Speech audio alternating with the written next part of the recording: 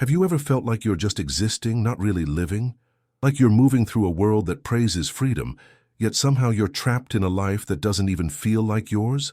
What if I told you that most people, maybe even you, are unknowingly living like a herd, following rules they never questioned, playing roles they never chose, and calling it a good life? The truth is hard to face. Most people are not free. They are spiritually asleep, disconnected from their essence, their truth, and the mysterious language of the universe. But it doesn't have to stay this way. In today's video, we're going to unveil a truth so deep, so ancient, and so transformative that it might shake the very foundations of how you see yourself and the world around you.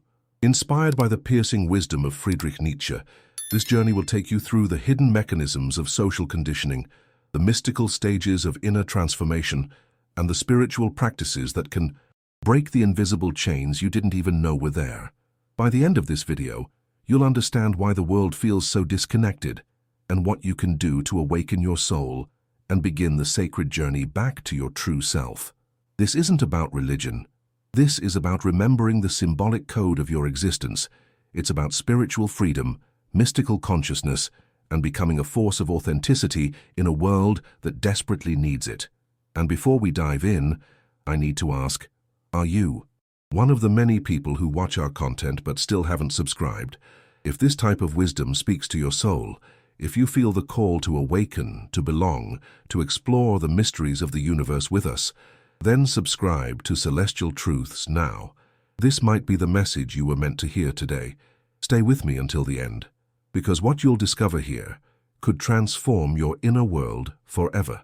There is a strange paradox in the human condition. We speak of freedom as the highest value, yet so few dare to truly exercise it. The majority moves through life silently conforming, not out of malice, but out of fear. Fear of being different, of being misunderstood, of being cast out from the warm comfort of the herd. This fear has ancient roots, buried deep within the unconscious psyche, where survival once depended on belonging.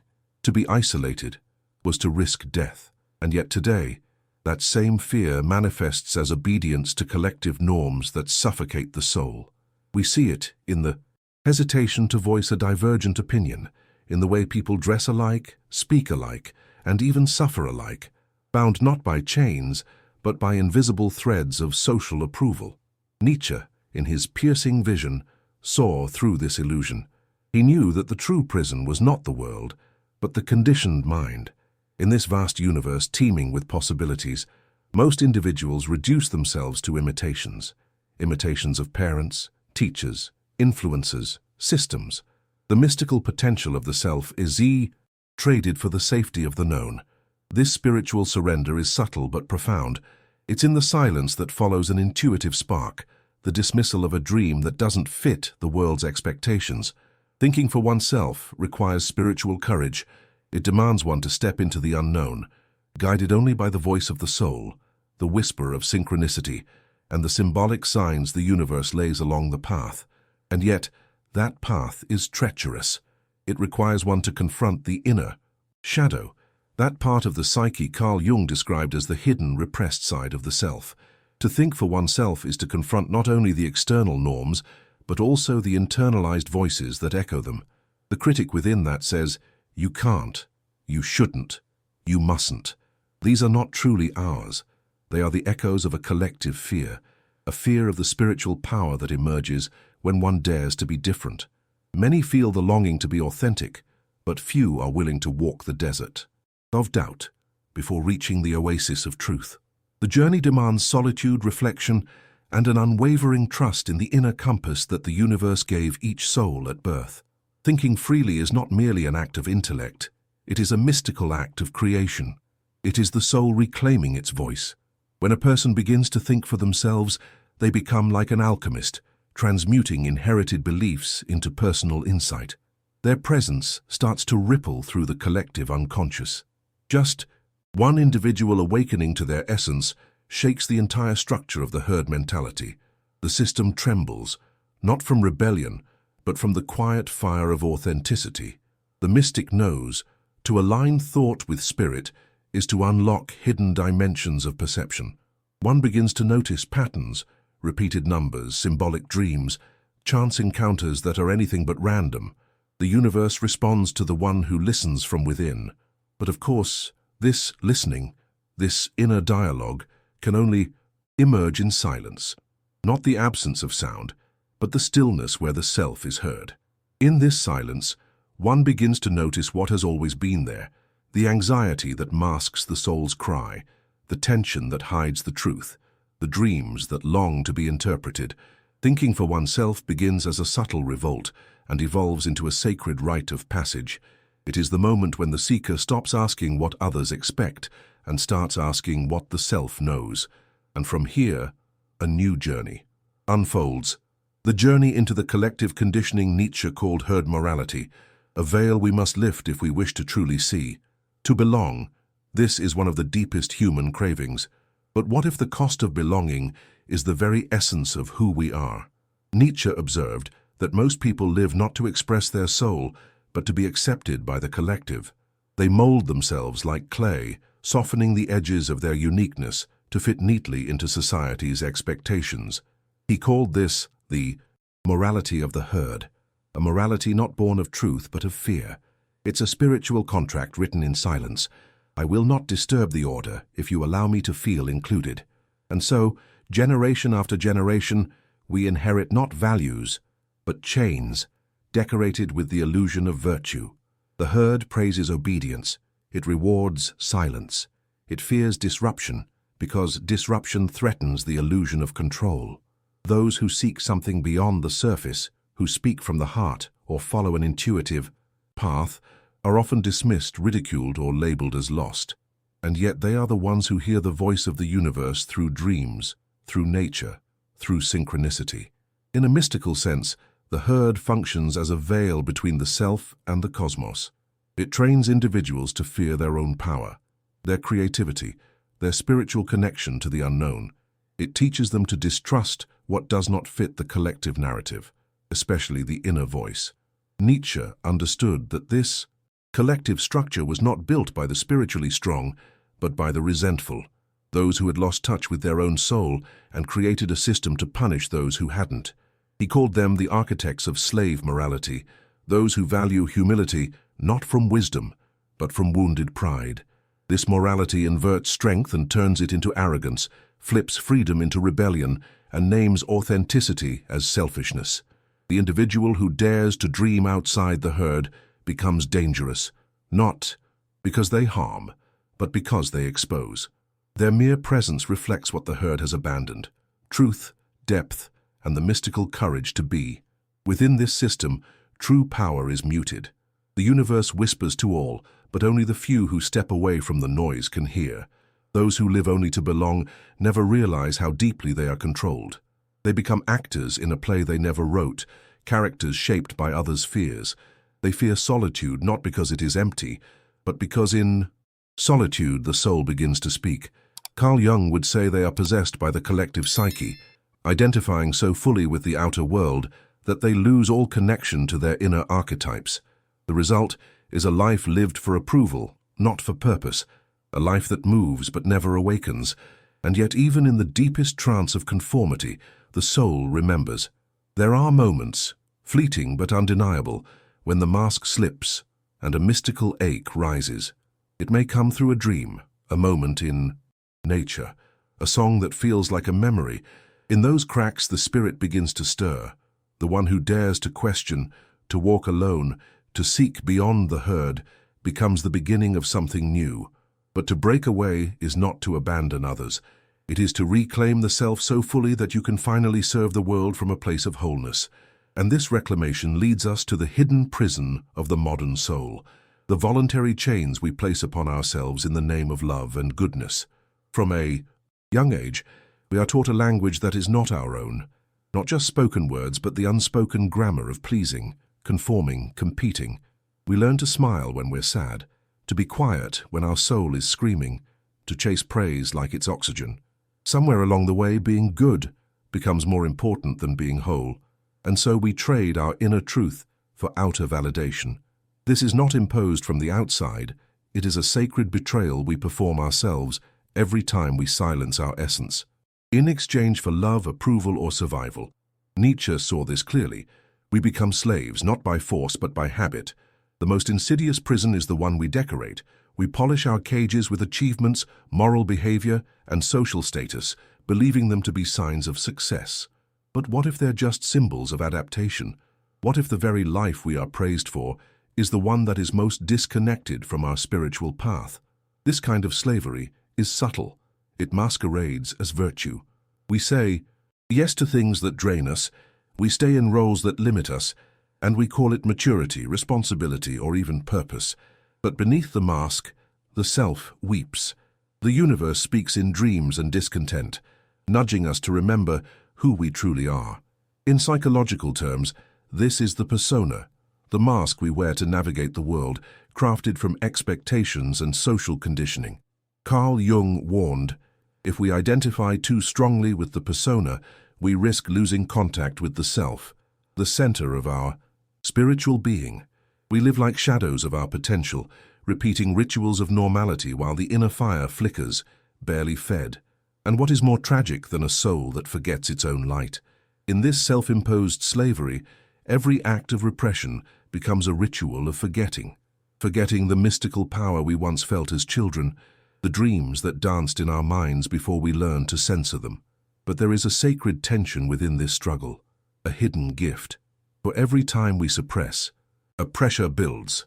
The psyche cannot bear endless contradiction without reaction. Eventually the soul demands a reckoning. That moment, often a crisis, a burnout, a breakdown, is not punishment. It is initiation.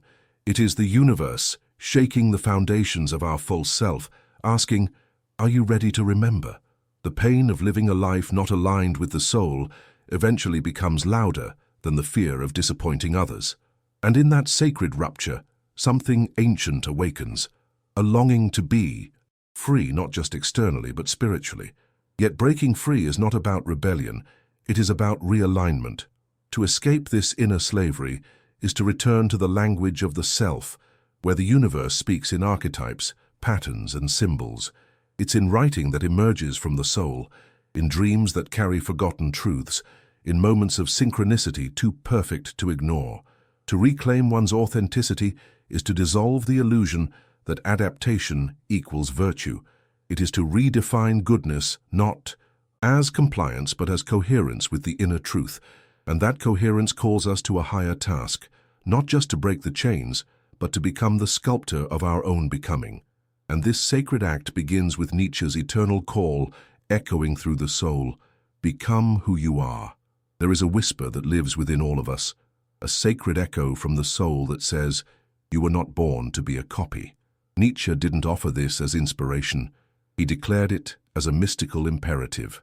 Become who you are, not in the superficial sense of personality or preference, but in the profound act of unveiling the truth, buried beneath years of conditioning. This is not a path of self-improvement. It is a path of self-revelation.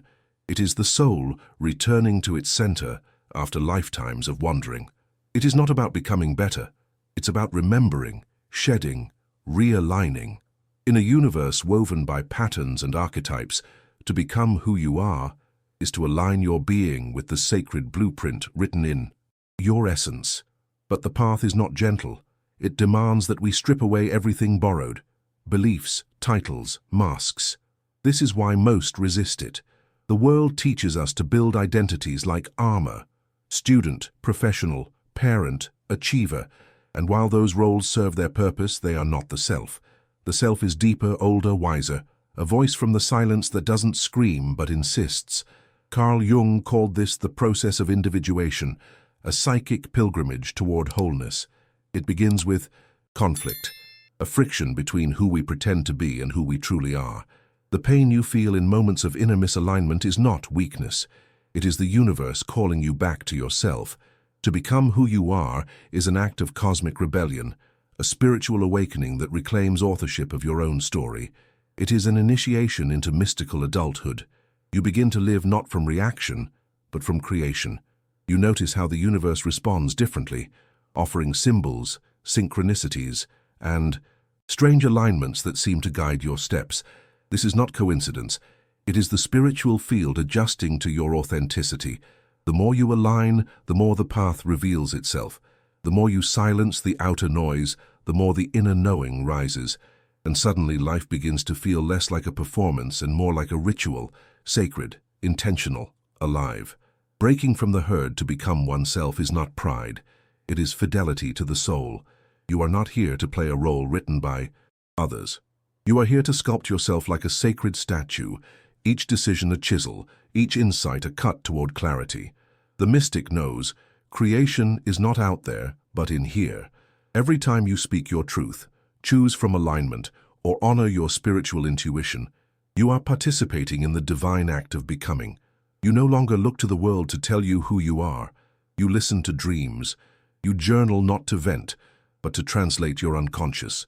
You find meaning in what others call coincidence. This is the beginning of sovereignty.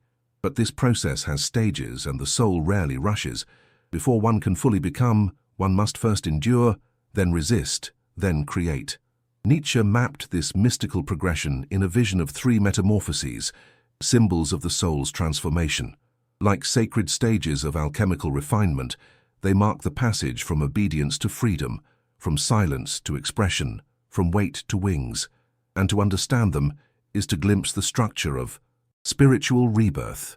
In one of his most symbolic teachings, Nietzsche unveiled a mystical framework for inner transformation, the 3 metamorphoses of the spirit. This is not just philosophy. It is a sacred map for the seeker who longs to escape the illusions of conformity and return to the center of the self. These 3 stages, the camel, the lion, and the child, represent archetypal shifts in consciousness. They echo ancient rites of passage and align with the psychological path Jung would later call individuation. Through these stages, the soul journeys from burden to rebellion, from resistance to rebirth. It is a mystical evolution, written not in books, but in the bones of your becoming. The first stage is the camel, the soul that kneels, that carries, that endures. The camel accepts the weight of tradition, morality, and expectation. It bears the spiritual burdens of its ancestors, believing that suffering is virtue. This is the stage of obedience. Here, one accepts without question. The camel is praised by the world. It is dependable, responsible, good. But in silence, the camel begins to feel the pressure of a truth it cannot yet name. There is fatigue in the soul. The mystical calling begins as a whisper. Why am I carrying this? This stage is sacred but incomplete. The camel must one day enter the desert, not to die, but to awaken. In the desert, the camel transforms into the lion. This is the stage of defiance, rebellion, sacred fire. The lion roars, "No, no," to the inherited values that no longer serve the self, no to the false gods of approval, no to the silent contracts that suffocate the spirit. The lion does not seek to destroy, it seeks to liberate. This stage is filled with conflict. One confronts the shadow, the rage, the shame. It is the burning of the false self. It's the soul refusing to be a slave any longer. The lion embodies spiritual courage, and yet it too is not the final form. To say no is powerful, but true creation comes only after the destruction. Then comes the most mysterious transformation, the child. The child is not regression, it is rebirth. It is the stage of innocence, play, and spontaneity. The child does not carry, nor does it resist, it creates. It sings new songs. It dances with the universe. It sees symbols where others see routine. This is the return to the original self, not as it was, but as it was always meant to be.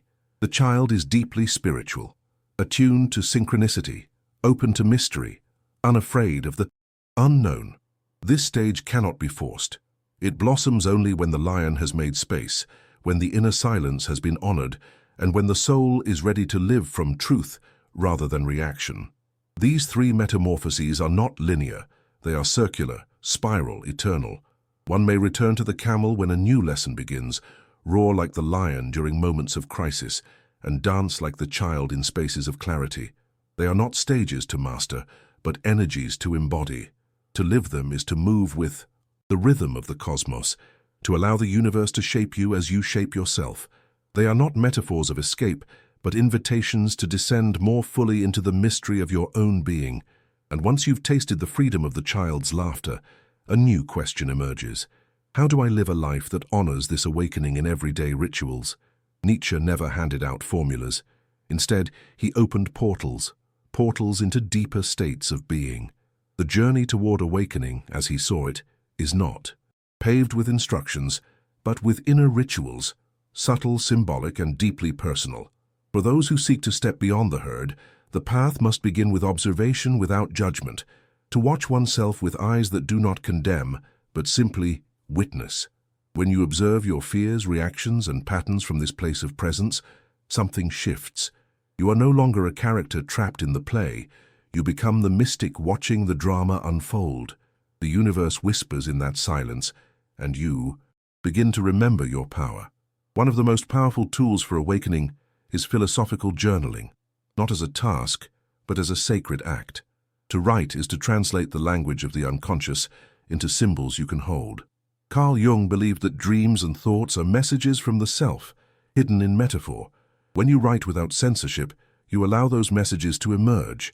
You might find your shadow speaking in ink, or discover a hidden desire asking for space. This is not just a practice, it is an invocation. The page becomes an altar, and your words, offerings to your own soul. Over time, patterns reveal themselves, synchronicities multiply, what was unconscious begins to rise. But awakening is not only inner, it must be lived. Create new ways of being. Tiny acts of rebellion against your conditioning are profound spiritual practices. Change your routine, walk a different path home, speak when you would normally stay silent, choose what feels aligned, even if it defies logic. These are micro-initiations. Each time you act from your authentic self, you send a signal to the universe. I am ready. And the universe responds.